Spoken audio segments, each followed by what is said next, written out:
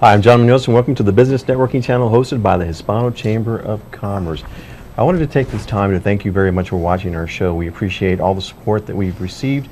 And again, we want to mention that if you want to join the Hispano Chamber of Commerce, please call Cruces or go on to our website and sign up as well. If you want to talk about something, cover your nonprofit or your business or some activity here in town, let us know and we will get you on the show. So with me in studio, we have Toby Rue, and we have quite a show for us today, don't we? That's right, John. Hey, this is always a good time, to be here. Ladies and gentlemen, I have to tell you that we have been blessed by many things in the Hispano Chamber of Commerce, and one of those things was the golf tournament that we just recently had, and the golf tournament was a great success. And but during that golf tournament, we had another success. We had our president, Mr. John Munoz, who was invited as a guest, honorary guest, to the White House to be meet with our ambassador on business trade here in the Southwest. And John, you did an outstanding job of representing our city, our state, and the Hispano Chamber of Commerce. Thank you, Toby. Thank you. Thank you. And again, it's really all the membership. It's they're, and I hate to use the word employee, but it's my Sitel family stuff that work that you've done, the chamber. Every volunteer, I just, was very fortunate, very surprised, very honored. And we'll talk about that some more. We're not going to talk about that today. It deserves, our members need to know that this has happened and it's out there. Also, we'd like to think about our good work with the middle school recognition program, starting again this year, the 2011-2012 school year. We will be starting up with our great partner at the Doniana Community College, Dr. Margie Huerta. This year we are going to host our events at the East Mesa campus site. That is a beautiful facility. This first event is going to be held, I believe, on Wednesday, October the 12th, and that's going to be at the East Mesa Doniana Community College, which is, Margie has always been a great partner in education. Definitely has. She's a very wonderful supporter of the Hispano Chamber and a wonderful member of our community. Yep. Now, I also wanted to keep in mind that in October, and we will send out some additional information on this, but the Grapevine, a new restaurant area that opened up in near Picacho, or on Picacho, we'll be having a mixer in October, so we'll send out more information and get that out to our membership as we get closer to that date. October is further out. It's just right around the corner, though, and that's the beauty about the Hispano Chamber. We have things that are continually coming up and presenting opportunities for not only membership, new member opportunities, and what I think is important is our members and our audience out there, please take this to heart. There is volunteer opportunities for you to get off the couch, get out into the streets, and really start to support your community. There are places to be, sleeves to be rolled up, and work to be done. So the Hispano Chamber of Commerce is offering all these multiple ways to participate in your community, and it's one of the things I love about Las Cruces. We are united in many areas. Yes, we are. Yes, we are. So, Toby, tell us, we have a very special guest with us today, doing some great work in our community. Absolutely. And also very active in the community. So we want to find out who's with us today. Ladies and gentlemen, I'd like to take this opportunity to talk about the climate in Las Cruces. The climate in the business area is, sometimes it gets a little sticky. I mean, we've gone through some economic struggles and some challenges, but whenever you're in the business world, you have to continue to look at your bottom line. You have to manage your resources, whether it's scarcity or whether you have some abundance. But one of the things that we have is, and today we have on our set, is the lead pastor, David Vistine, and I think all of us out here who have some affiliation with the higher power know that you have to have a spiritual understanding of business and how that can impress upon not only yourself but also your constituents and your business partners. So, Pastor David Vistine, thank you so much from the Las Cruces First Assembly for being here. Great to be here, Toby. Great to be here with you today. It's great to be a part of this community. Yeah, thank you. And just to be able to serve this community. We've been here 18 years as pastor here, and it's just, I found it to be just a great place to live.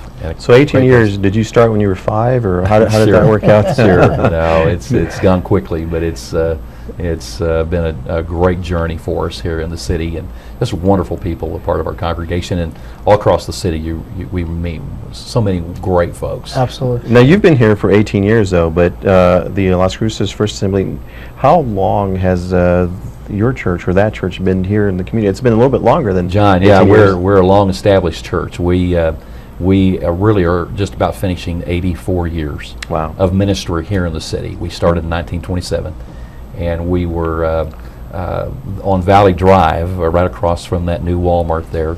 We were there for 41 years.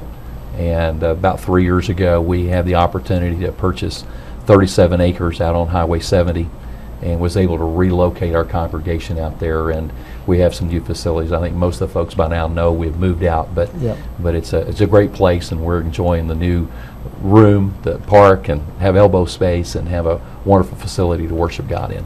One of the things, Pastor David, that I think a lot of people sometimes, in today's contemporary world, they sometimes neglect the spiritual side of business and relationships.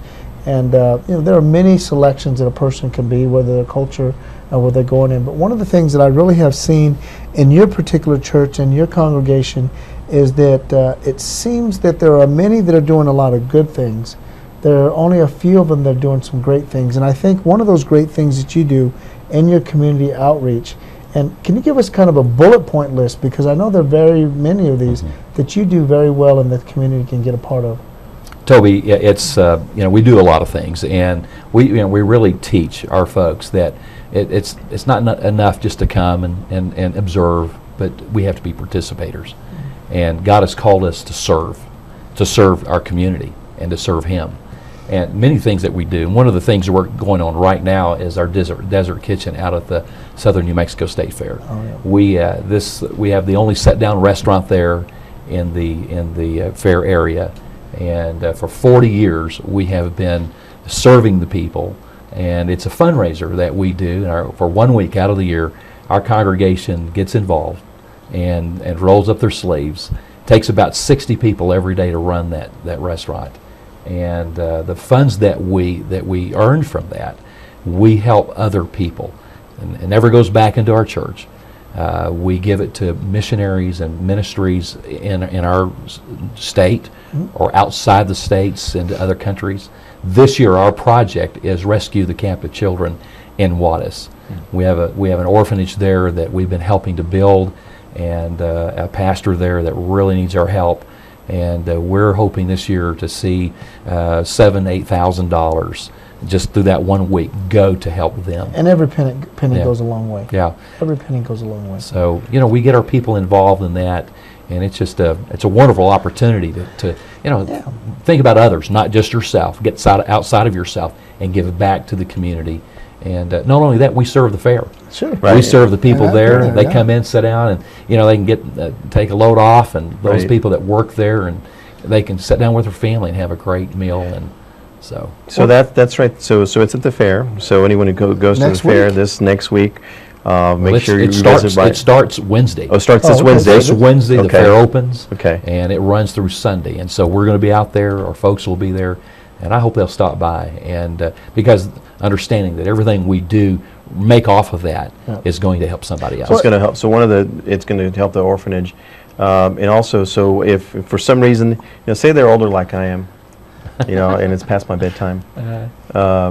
So we're going to scroll your website as well. So if people want to donate, obviously they can go on the website and donate as well to help out.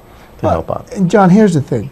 I know a lot of people, we get calls sometimes when we have Democrats come on and we have Republicans and we have all these things, and they're saying, the Hispano Chamber, what are you doing? Why are you trying to cause, stir the pot up here? And I think that this is one of those areas where people need to understand the faith-based leadership is non-for-profit. And as a non-for-profit, we have the business side, but I'm going to really emphasize the spiritual opportunity for someone to get out there and find a way to match those inner needs with the outer needs of the business world. But what Pastor David has done here is he's provided an opportunity where where this community goes out. I mean, we go to the state fair. Right. We have a good time. I never knew I don't know how many years we've done it, that you all ran that. And you know, just knowing that and giving this education out to our members and our audience out there, when you get a chance to read this, if you didn't know that, that should make you smile that that organization is run with a mission to support the orphanage in Juarez, and you know that your dollars are really going more than just serving your needs internally, but helping the people out in And it's done by volunteers. Yep. Volunteers are our communities out there serving, so I think that's great. Well, I think that's what's amazing about your church. I mean, if you know, I know Toby's had a chance to go out there, and I've had a chance to visit your church a few times. We've been invited to events where you've invited the community, and it's a beautiful facility. And the thing that's very impressive is that that's happened through volunteerism. You know, people who've gone in and volunteered. You know, they were there to feed their soul. At the same time, they're giving back. I mean, that's obviously, you know, it's costly to run the facilities like that, and it's costly to provide some of the services, but the return that you get is just, I would think, tenfold. Sure. And it's just amazing. I'm always amazed at churches that are blessed, that have a big congregation, and it doesn't matter, big or small. Obviously, you know, it's for a good work, but when you see just everyone kind of pitch in, you know, because, you know, it's hard to make employees who get paid to work sometimes, you know. And I'm not talking about my Saito employees, maybe some of Toby's employees or That's other right, people. that's But right. but you know what I'm saying? Sometimes it's difficult when It is. someone is getting paid and you have to do it versus wanting to do it. Well, and I think you can probably speak to this with more authority, but I think overall, when we look at just the demographics of what leadership and faith-based leadership, there is definitely a change. Sure. I think every local organization in Las Cruces has at some point decided, when they're in their budgetary meetings, the budget may not be there, membership is dwindling. You know, what are the things that support, you know, our mission and what we're doing? And I think in business, we have the same type of areas. I know in the Hispano Chamber, we look at our mission and we look at membership and we look at the dollars.